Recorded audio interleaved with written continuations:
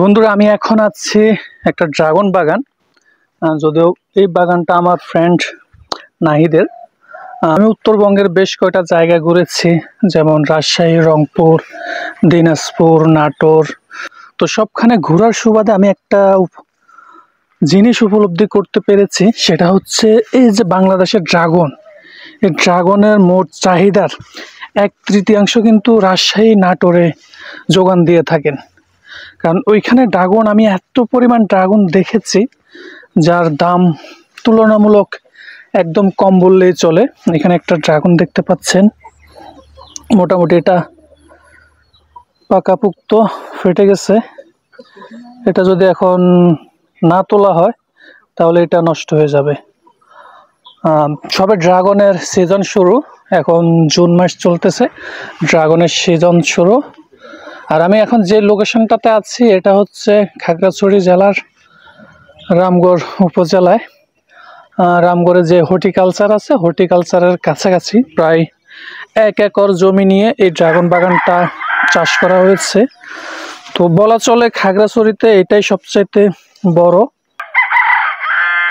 এখন ড্রাগন গাছের ভিতরে কিছুটা ফাঙ্গাস দেখা যাচ্ছে, কারণ এখন বৃষ্টি হয়েছে, বৃষ্টির ফলে গাছে ফাঙ্গাস দেখা দিচ্ছে। এই যে এখানে দেখতে পাচ্ছেন ফাঙ্গাস। এখানে এগুলোতে যদি এখন কীটনাশক না দেয়া হয় তাহলে কিন্তু এগুলো সব পচে যাবে। আর কেমন ভাবে পচে যাবে সেটা আমি আপনাদেরকে দেখাবো। আপনারা এই যে দেখতে পাচ্ছেন ফাঙ্গাসের কারণে ড্রাগন গাছ একদম পচে গেছে, এভাবে একদম নষ্ট হয়ে যাবে। তাই যদি সময় মতো কীটনাশক প্রয়োগ না করা হয় তাহলে ড্রাগন চাষ করাটা আসলে বৃথা হয়ে যাবে। এই যে এটা একদম, এটা পেকে দেখো একদম পুষ্ট হয়ে গেছে, ফাইটা গেছে। এটা খাইবে নিশান, এটা কাটো। ছোট ভাই নিশান ড্রাগনটা কেটে নিচ্ছে। কিন্তু একটা আর্ট কিন্তু ড্রাগন কাটার। একটু দেখাও আমার, এটা মনে হয় 2.5 কেজি হবে নাকি নিশান? না 300 গ্রামের কাছাকাছি। কিন্তু এটা বড়। হ্যাঁ, কাটো নিশান, পুরোটা ফেলে দাও। ড্রাগন ফলের সবচেয়ে সৌন্দর্য হচ্ছে যে ভিতরের অংশ। দেখেন বন্ধুরা, এটা কি আমি খাবো? একটু ছুরি দিয়ে আমাকে দিচ্ছেন এখান। আস্তে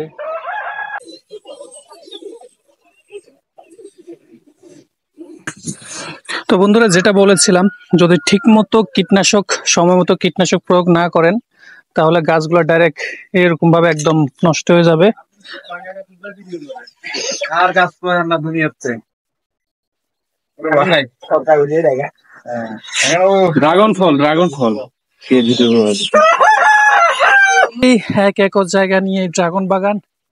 সত্যি যদি মানুষের জায়গা থাকে আর সেই চাষের জ্ঞান থাকে তাহলে অবশ্যই এমন সুন্দর একটা বাগান আপনি আপনার বাড়ির কোণে করতে পারেন। ড্রাগন করতে কিন্তু বেশি জায়গার প্রয়োজন হয় না, বেশি পরিশ্রমও করতে হয় না। জাস্ট ছোট্ট পরিসরে আপনি বাগানটা করতে পারেন, ইনশাল্লাহ সফলতা পাবেন।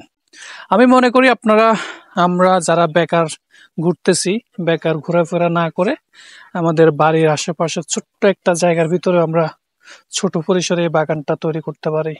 মাশাআল্লাহ, অনেক সুন্দর বাগানটা হয়েছে। সবে সিজন শুরু, এখনো পুরোপুরি আপনার ফলন আসে নাই, সবেমাত্র ফুল ছেড়েছে। যেখানে অনেক ফুল দেখতে পাচ্ছেন, ফুল ছেড়েছে, আস্তে আস্তে এই ফুলগুলা ফলে পরিণত হবে। আমরা দোয়া করি যেন ফলনটা ভালোভাবে আসে, কারণ এই আজকে যদি এগুলা ফলন বেশি হয়, বাজারে যখন এগুলা উঠবে, লোকজন দেখবে, এই একজনের দেখা দেখে আরেকজন কিন্তু এটার প্রতি ইন্সপায়ার হবে এবং চাষাবাদে আগ্রহী হবে।